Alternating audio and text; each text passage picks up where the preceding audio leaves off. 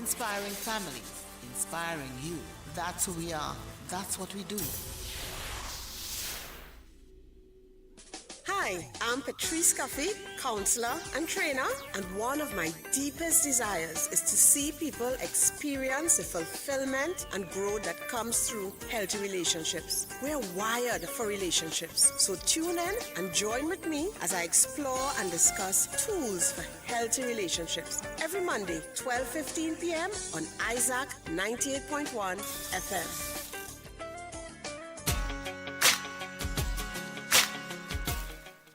So I'm going to jump in right about now and say good afternoon, Petreece. So welcome back. Good to see you. Good afternoon, Tiffany, and good afternoon to all our viewers and listeners. And I know you're keeping them hanging with what 10 things we're going to talk about today. And I'm going to be discussing 10 things that you should know about trust in marriage. Again, 10 things that you should know about trust in marriage. So I'm taking it. So you're tuning in. You can go and look back at some other 10 things. And again, I'm really, really grateful for those persons who would send me a WhatsApp message and let me know how helpful the information is. And I thank God for you. I don't take it for granted. You didn't have to do it. And of course, I thank God for 98.1 and being able to provide this kind of information for people wherever they are. And of course, if you miss it, you can get the information on FBN TV, YouTube, the YouTube channel. All right, so I am looking at 10 things you should know about trust in marriage. And I don't believe I'll be able to do this in one part. When I was finished preparing, I said, Petreece, this is a two-part program. But here we go with part one. And the 10 things that I'll be looking at is what is trust? Secondly, the nature of trust in marriage. Thirdly, 5 types of trust necessary for healthy marriages. Number 4, the most common causes of trust issues in marriage.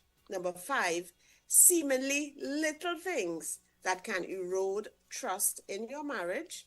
Number 6, areas to address when rebuilding trust in marriage. Number 7, and this one is so important, stages to recover from infidelity. And this is about sexual infidelity. And those stages, and I'm going to be looking at each of those stages, which are atonement, attunement, and attachment. This is from the Gottman Institute. So I'm starting with what is trust. And I know there are so many people so much smarter than me and much more articulate than me. So I asked my husband for some help because I wanted to articulate this in the best way in terms of us understanding what is trust. And he got a wonderful article for me by David G. Benner and Peter C. Hill. It is in the Baker Encyclopedia of Psychology and Counseling. From his Logos Bible Study library. And it really explains trust. So I will be reading from that article. And it says trust. Trust is an act of dependency upon another person for the fulfillment of biological, psychological, social, or spiritual needs that cannot be met independently. So I have to depend on you to have these needs met. It is subjective confidence in the intentions and ability of another to promote and or guard one's self-being that leads a person to risk possible harm or loss. So when we look at trust, you realize that trust is not, it involves 2 things: perception, and so there is the perceptual dimension, and then there's the behavioral dimension, right? So that perceiving another person as trustworthy does not consist trust. So I could perceive you as somebody I could trust, but that don't mean that I trust you. Nor does engaging in a risk-taking behavior without some positive expectancy about the response, that is also not trust, right? So perceiving someone as trustworthy, so that's perception. I perceive Tiffany is trustworthy, and placing oneself in a position of vulnerability due to the possibility of betrayal, that is trust. And we could see, if we understand what trust is, then looking at the nature of trust in marriage, we could understand that. So it is twofold. There's the perception, I can trust this person. But then there's a behavioral aspect to it where I am making myself vulnerable with the possibility of harm, the possibility of betrayal of that trust. Trust may involve the vulnerability of one's self-concept and emotional well-being, right? It could involve the possibility of vulnerability to your possessions, your social and economic position, or even your physical being, because I can trust someone and they can take advantage of me physically. They could take advantage of my possessions. They could take advantage of my name, right? So it involves being vulnerable, and many different areas can be impacted by me making myself vulnerable. So the article goes on to say, trust is not usually an all or none phenomenon. There are degrees of trust, which can be assessed by the level of positive expectancy about someone's trustworthiness, together with the magnitude of damage involved if betrayal occurs. So you have different levels of trust. Okay, how much do I expect from this person? And if things go south, right, what could be the magnitude of the damage as a result of the betrayal? A process of observation and testing typically occurs before significant outcomes are entrusted. So we're observing, you're looking and seeing how a person is operating. As confidence increases, subjective assessment of the risk involved tends to decrease. So I'm seeing this person is acting in certain ways that you consider trustworthy, right? So that subjective assessment, you feel like, okay, I can do this, right? As acts of trust occur. Interpersonal attraction and reciprocal acts of disclosure appear to facilitate the development of trust. Continuing with the article, it seems that people differ in their general tendency to trust people. Some persons are so trusting that they can be called gullible, and others are so suspicious that they are paranoid. And Erickson, 1963, suggests that this basic orientation is due to the adequacy with which basic needs of the infant were met during the helplessness of the first year of life. So based on, and you won't remember this, based on how your needs were met from a very early age, it tells you, is this world a safe place or is it not? Can I trust people, or should I be not trusting or very suspicious of people?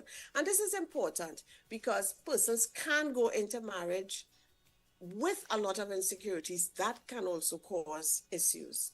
Back to the article, the diversity of trust acts may be categorized into three general types of trust.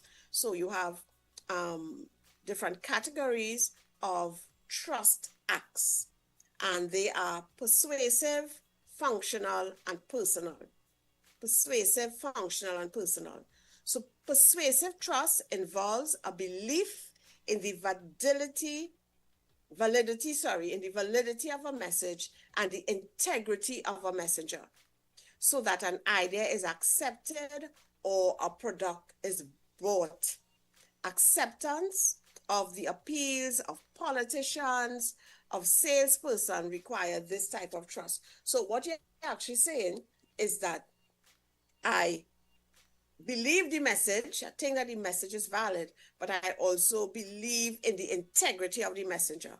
So that's why I will trust. And then there's functional trust. And functional trust is confidence in the capacity and expertise of the one being trusted to competently fulfill a function.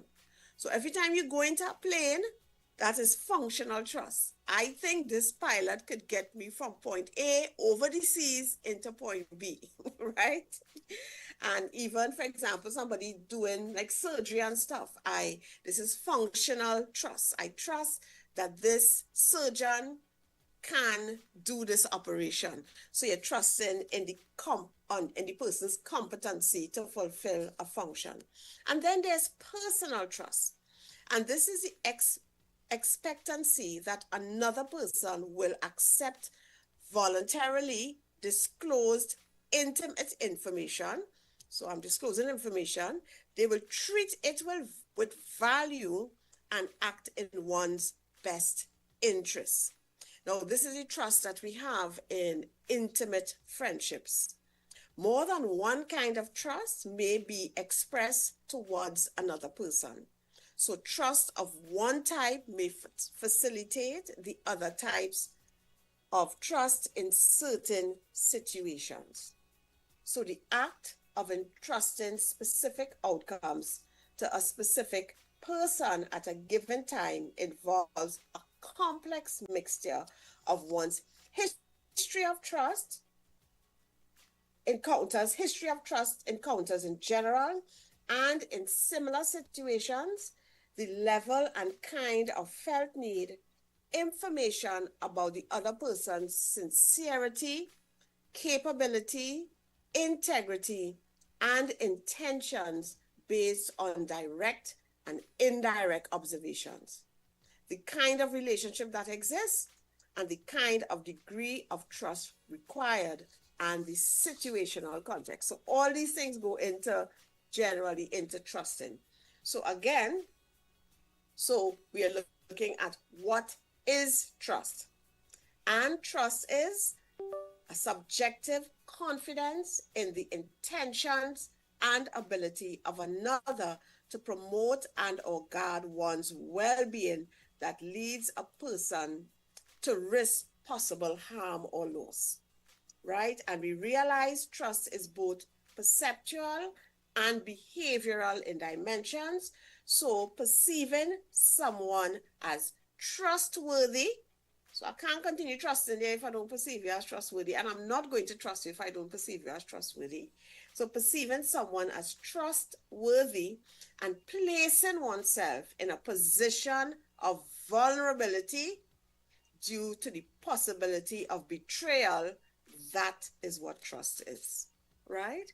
So secondly, I am looking at the nature of marital trust.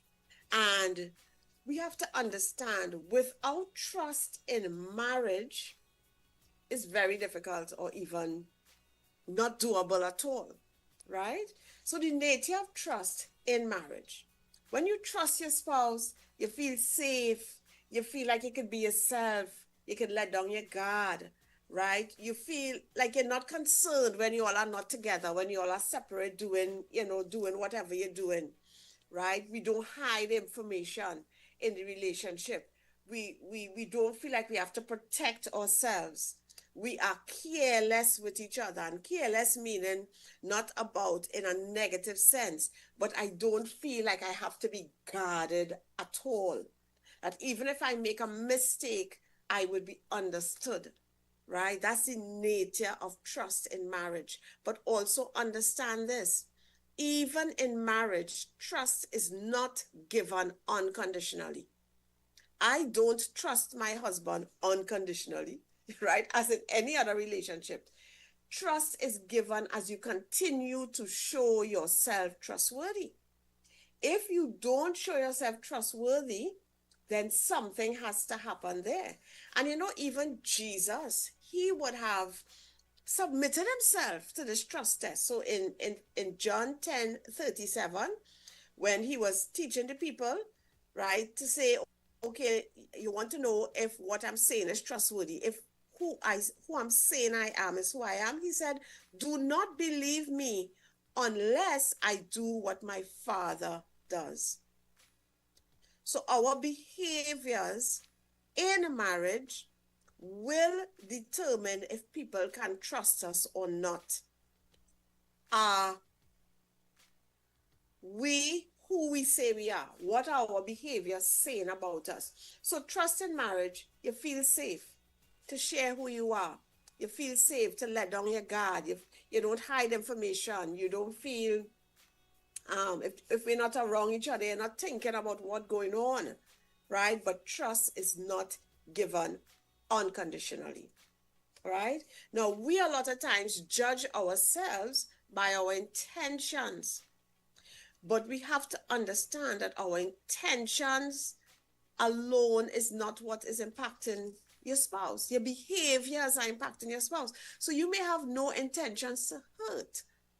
But if your intentions are hurting your spouse, not your intention, sorry, if your behaviors are hurting your spouse, there is need for change. You will be developing. You can have serious trust issues in that relationship. So as persons, we need to be able to not judge ourselves by intentions because, okay, Petreece, you didn't have any bad intentions there. So you're not such a bad person. But my behavior is hurting somebody. So I have to judge myself not only by my intentions, but also by my behaviors. So what does trust? This is a question you need to ask yourself, or ask yourselves as a couple. What does trust mean to us as a couple? As couples, we need to check in from time to time about the ways in which our behaviors are impacting our spouses, in our marriages. Ask your spouse, in what ways have I been untrustworthy? Or in what ways do I make it difficult for you to feel safe? Or even in what ways do I make it difficult for you to be vulnerable with me? And we have different things that spouses can do. It's not intentional, but it impacts that safe feeling that we all want in marriages. So a spouse admits, a fault or a weakness or a sin, or even, share some concern, and they're very critical or very, very critical or harsh when they share it. I can't believe you're so nasty, or whatever it is. These things can cause people not to feel safe to share. Or if they try to share concern with you about your behavior, you become very defensive, or you turn it around on them, or you even change the topic, you even bring up another issue. These things can make it difficult for persons to feel safe and have trust in marriage, right? If we can't in marriage feel like we can entrust our spouse with those vulnerable parts of our hearts, trust then will not be at its best in the marriage. Number 3, so we looked at what is trust, and trust has a perceptual and a behavioral component. And marital trust, where we feel safe, we could share when we're not apart, we feel great, right? We can be vulnerable with each other. You don't feel like you have to hide any type of information. We don't even have to hide our flaws, our shortcomings, right? But we understand that trust in marriage is not given unconditionally. We have to be showing ourselves to be trustworthy. Number 3, 5 types of trust that are necessary for healthy marriage. So there are 5 types of trust that are necessary for healthy marriage. And this information came from Evelyn and Paul Moschetta. They are experienced therapists and marriage counselors. And they would have said that strong, healthy marriages all have these 5 areas of trust, or 5 types of trust. And the first one is trust that you will be sexually faithful. That's a trust that is necessary for healthy marriages. Secondly, trust that you will not harm, reject, or control your spouse. Thirdly, trust that you will love one another without ulterior motives. Number 4, Trust that you will not abandon one another in the face of anger or conflict or disagreements. And number 5, trust that you will make each other and your marriage a priority, a top priority. So that first type of trust that is necessary for healthy marriage is trust that we will both be sexually faithful. Without sexual fidelity, we understand that a marriage becomes unworkable, right? It is unworkable. So while we understand that partners can recover from an affair, most people need professional help and help from God to do it. Very important. And we have to understand, if you are unhappy in your marriage, know that you can become vulnerable to other people, and please seek help. Seek help for your relationship over infidelity, over going with another person, because it makes everything more complicated. Okay, so it's not that people can't recover. Actually, statistics from the US, it says that between 20 to 40%, and some people say up to 45% of marriages where you have sexual infidelity, those marriages end in divorce. So between 20 to 45% of those marriages end in divorce. And it's a difficult statistic to get, because we know people divorce for many different reasons. But an interesting statistic I saw was that 17% of marriages where there was no infidelity ended in divorce. So you see that infidelity and sexual infidelity is a big reason why marriages can end up in divorce. Of course, we understand that God wants, repentance and people to reconcile, but we know that you cannot always have reconciliation in situations of sexual infidelity, and it may be the most loving thing to go in a particular direction of ending a relationship. But not all marriages end because of sexual infidelity. But that is a trust that is necessary. Without sexual fidelity, a marriage cannot work. Cannot work. The second trust that you need for a healthy marriage is trust that you will not harm, reject, or control one another. So trust thrives in an atmosphere of safety and security. So anything like emotional abuse, physical abuse, right? Rejecting one another, people have things about them that they can't change. So somebody may have their leg a particular way, whatever, and they can't change. And you're rejecting a person because of how they look, right? All these things create fear, which undermines trust. And of course, if a marriage is controlling, there will be mistrust. So very important, a next trust that is necessary for marriages to be healthy is trust that you will not harm, reject, or control one another. That does not make for a place of safety in marriage. The third type of trust that is necessary for a healthy marriage is trust that you would love one another without ulterior motives, right? A spouse needs to feel safe that you're loving him or her for themselves, for who he or she is, not any ulterior motive. So I'm loving this woman because she's just so beautiful. And, she making me look good. She's just beautiful, right? So when she starts to age and she realizes all he here for is because I real nice, how I look, she gets scared. That is not safe.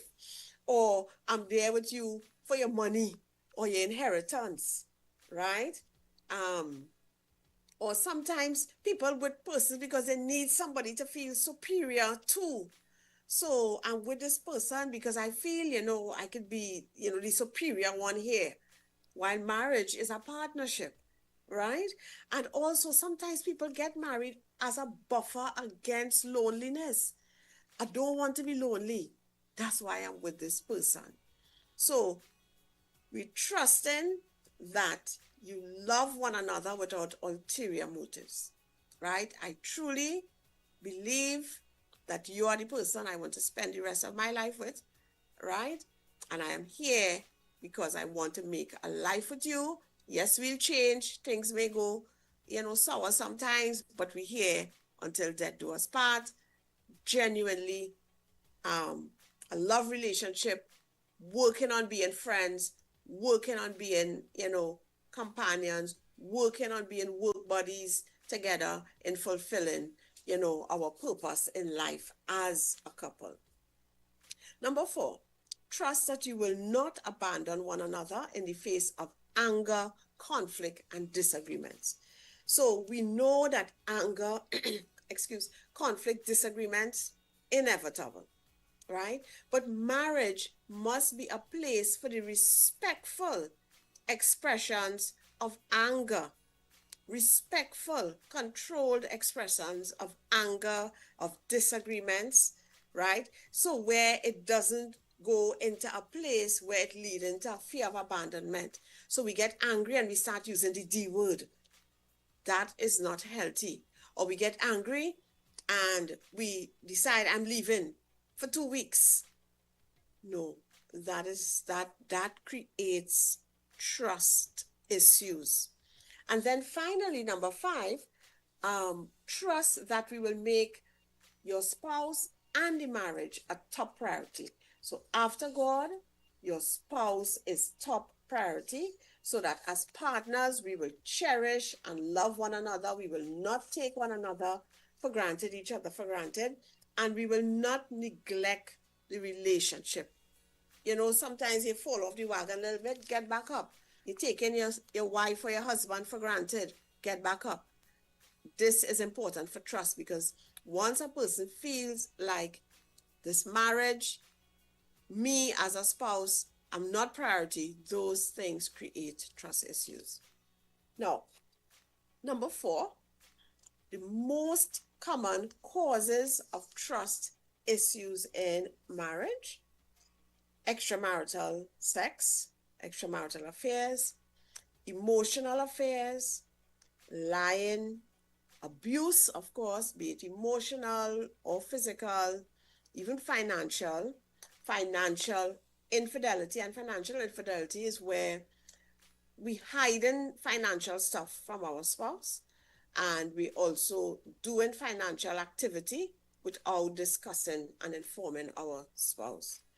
Constant contact with an ex. This is one I see, right? And I'm saying here, this is off topic, but if in courting, a person is unable to untangle from an ex just keep coming up, and you want to leave that situation, right? Because this I've seen cause a lot of pain in marriages: constant contact with an ex, poor communication or a lack of honest and open communication, a lot of unsolved conflict, right? Or persons is another thing. Persons may have come into the marriage with deep insecurities due to past painful experiences, and that can lead to trust. So even though a partner may be doing certain things, it's always seen through a particular lens, and the person is unable to trust. So these are the most common causes of trust issues in marriage. And number 5, the seemingly little things that can erode trust in your marriage. So I'm just stating them, and these come up all the time, and they seem little, but they can cause big time erosion of trust. 1, you are always late. 2, you are judgmental. So of course I don't feel safe to share. 3, you do not express your feelings. So I'm not understanding you. I'm not able to know how to help, how to love, how to serve, right? 4, you don't listen. So of course, feeling unheard, that's not a safe space. 5, you just like their friends, so your spouse's friends and family, with no legitimate reason. So we know that things can happen with in-laws, even with friends. And you know, if you're getting married, you want to work on having the best possible relationships, do everything on your end. But there are some persons who don't want to work, and even if something was done that hurt them, they don't want to even try to make amends, right? You are shady. Number 6, you are shady, which means you're a master of inconsistency. You know, sometimes you're hot, sometimes you're cold. Sometimes, yeah, you're willing to do it today, and then you're not willing tomorrow. You're looking honest, but then you're looking a master of inconsistency. You're shady. That will create mistrust. You do not do your share in the home. So you're not doing anything or very little to help out in the home. You have a temper. You have a temper that can make persons feel very unsafe. You are super emotional. So, can I share this with her? Can I share this with him? Right? And a lot of times it's with her. Can I share this? Super emotional, so I don't feel I can open up and say certain things. You are sneaky, right? There's an underhandedness, there's a dishonesty about your behavior. And sometimes sneakiness could be a result of a person dealing with a lot of guilt and shame from very young. But if you are sneaky, please deal with that. It will cause a lot of mistrust in your marriage, right? Number 11, going days without hugging or kissing. Seemingly little, but it's a big deal. Not being fully present when you are together.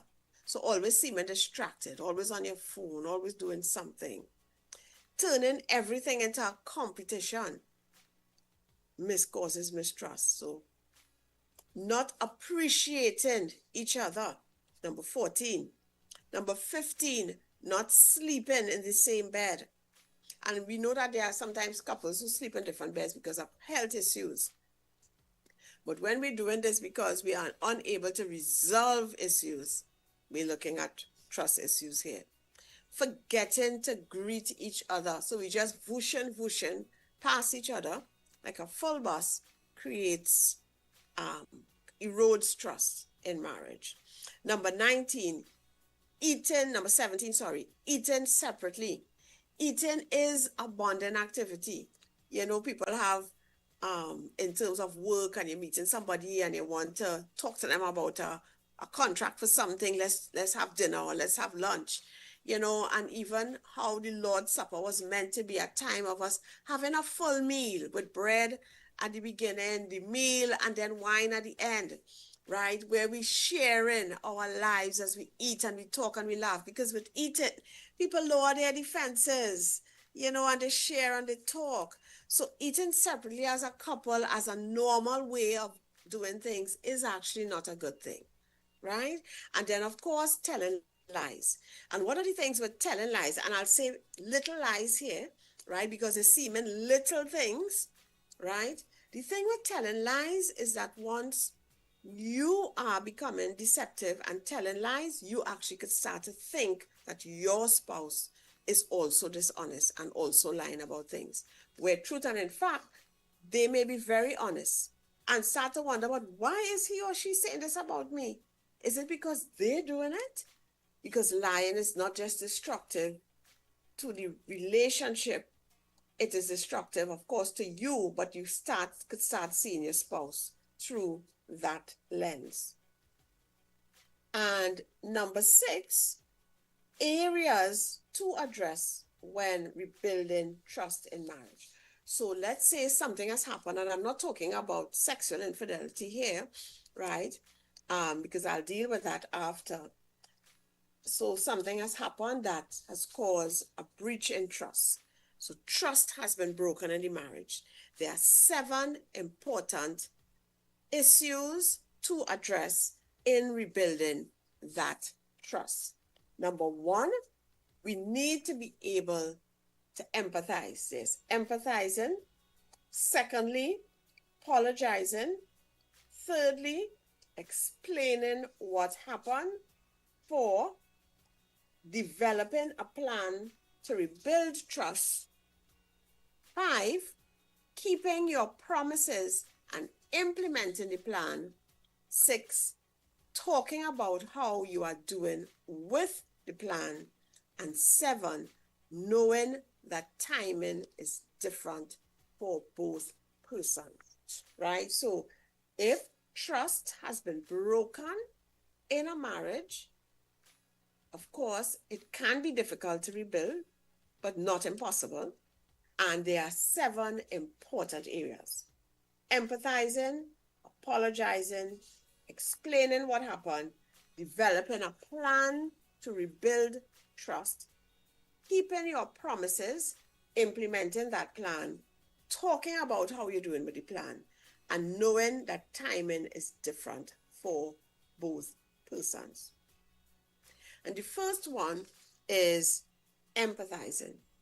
And empathizing here is where you are putting yourself, and I'll stop at empathizing just in case we have any calls, right? So if you're listening and you want to call, you can. Empathizing, putting yourself in your spouse's shoes and seeing how they feel and communicating that understanding, right? Now, the loss of trust in a marriage can feel very traumatic. And your spouse needs to know that you understand how he or she feels. A lot of times when we have broken trust in our marriage, so I'm the person who has perpetrated that, I've broken my husband's trust, I want to just run in and say, I'm sorry, right? Because of course I'm feeling badly that I've caused pain, right? So I just want it to be over with. But you can understand, if you say sorry too early, a person wonders, does he or she actually know what they're sorry about? Does he or she even know how this thing has impacted me, how I truly feel? And then they don't want to hear the sorry, right? And if when we don't empathize, which is share the feeling, so I can imagine that you feel disrespected and alone and used and unimportant and uncared for and embarrassed. See and say it. Use the words. Use the words. I can understand how you would feel this, and that is absolutely normal. And even asking what else you're feeling. Why? Because if a lot of times with persons, if they don't feel you've betrayed their trust and they don't feel that you get as a spouse how they feel, sometimes they want to do things to make you feel the pain that you would have caused. Human beings can be like that, right? So you paying me and you ain't getting how I feel, and partner, I am going to do something so you could feel how I feel. You know, we say, do so, don't like so, right? And so we can do that, right? Because a lot of times what we will try to do is to apologize quick, or sometimes even offer explanation. Well, this is why I do it. That is not the first thing to do. You have broken your spouse's trust. Your first thing to do, it is not to try to apologize quickly or give an explanation for why you did it, or even withdraw and be silent. Well, I know they vex it and nothing I could say or do, so let me just hush my mouth. I have nothing to say. Let her quarrel, let him quarrel, let him be vexed, let her be vexed. No. Sometimes they even want to attack back and say, well, you know, this is why this happened, because you saw this, you saw that, you're doing this, you're doing that. That is not going to help if what you're trying to do is to rebuild trust after you have done something to breach the trust, right? None of these things will work. So apologizing quickly, trying to give an explanation, withdrawing, even attacking back, these things aren't going to work unless your hurting spouse feels understood. So the first thing you want to do is to give an empathetic response. And an empathetic response is literally seeing the situation through your spouse's eyes, identifying how he or she is feeling, and sitting with them and sharing that understanding. and letting them know, I can see how what I did would have caused you to do this. It's only after that you can apologize, and even finding out from them what else do they feel you want to do that. So that's the first place that you want to go to. So if we're talking about we have breached trust, I've done something that has broken my spouse's trust, I want to start with empathy. Not with trying to explain, not with of course, trying to apologize, not with withdrawing and becoming silent, not trying to use weaknesses or deficiencies in your spouse and their behaviors against them to justify what you have done. So, Tiffany, I want to stop there and just you're listening, and I want you to know that what I'm saying here in these 7 areas that needs to be addressed, I'm not talking here about sexual infidelity. There are many things that can happen in marriage that can break trust, where trust needs to be rebuilt. So in part 2, I will continue with looking at how to rebuild trust in those types of situations. But then I will be closing off on rebuilding trust when there is infidelity, when there's sexual infidelity. All right? So Tiffany? Yes, Petreece. All right. I just want to check out our WhatsApp to see if anyone is there and locked on and listening. I saw something from Crystal Landy. Good afternoon to you, my bro. He's locked on and listening. Also, Alicia is saying, "Oh, this message is with a replay." Don't worry, you'll find it on FBN TV and Isaac's Facebook page. All right. Let me see who else is there. Okay, guys, the phone lines. We have 3 minutes, Petreece, so I'll have the lines. The lines are open just in case if anyone would like to call in, maybe ask a question or give a comment. Feel free to do so at this time. 622-1981, 628-1981. You're locked on to Healthy Relationships with Petreece Cuffie. All right, and today she's dealing with 10 things you should know about trust in marriage. So if you have a comment and you'd like to call us now, 622-1981, 628-1981, or you can send us WhatsApp at 275-1981. Let me just check the Facebook stream as well while we wait for some calls. Don't know if you have anything to add again, Petreece, but I'm just waiting for a call. Sure.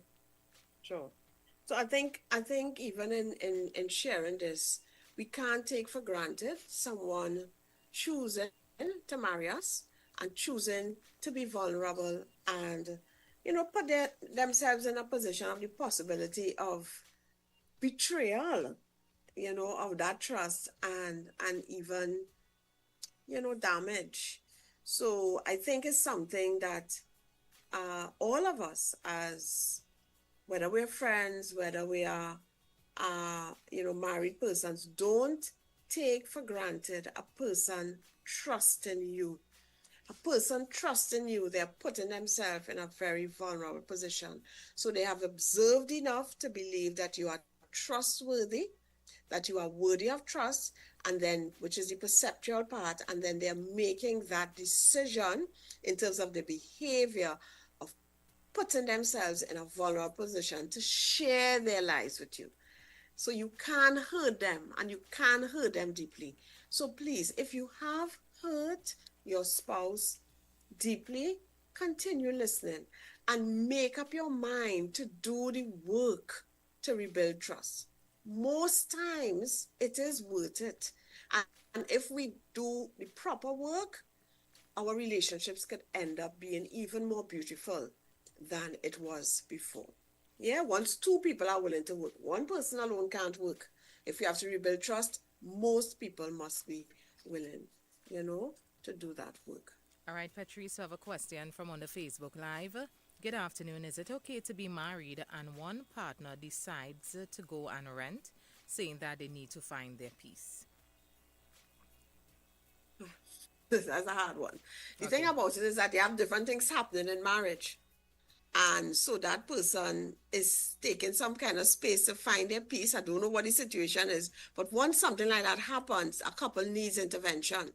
Because anytime a couple separates without structure, that could cause the demise of a marriage. So even if we reach to that place where there's some space needed, let it be structured so we know how long the space is, how we're going to be interacting as a couple during the space, when we plan to get back together, what are the things we need to work on as an individual and as a couple during the space. People may need to work on themselves as individual, because to want space in your marriage means something is happening that is very painful for one or both persons. So taking space that is unstructured could cause the demise of the marriage. So you want structured space, not if you're taking space at all. Space is right. You want it to be structured. It must, yes, very structured. All right, Petreece, thank you. Thank you so much. I hope that person is still locked on and heard that response from you. All right, so Petreece, well, let me say thank you once again, as usual, for coming on. And of course, guys, look out for part 2, Petreece. Part 2 next week, Yes. please the Lord. All right, Yes. look out for part 2 of this one. All right, guys. Okay, just to remind you of Petreece's number, 329-7383. It's a message-only number, so feel free to send her a message, and she will definitely respond. Petreece, have a beautiful day, and until we You meet too. again, God bless you. Okay. Take care. Bye-bye. God Bye-bye. bless. God bless you.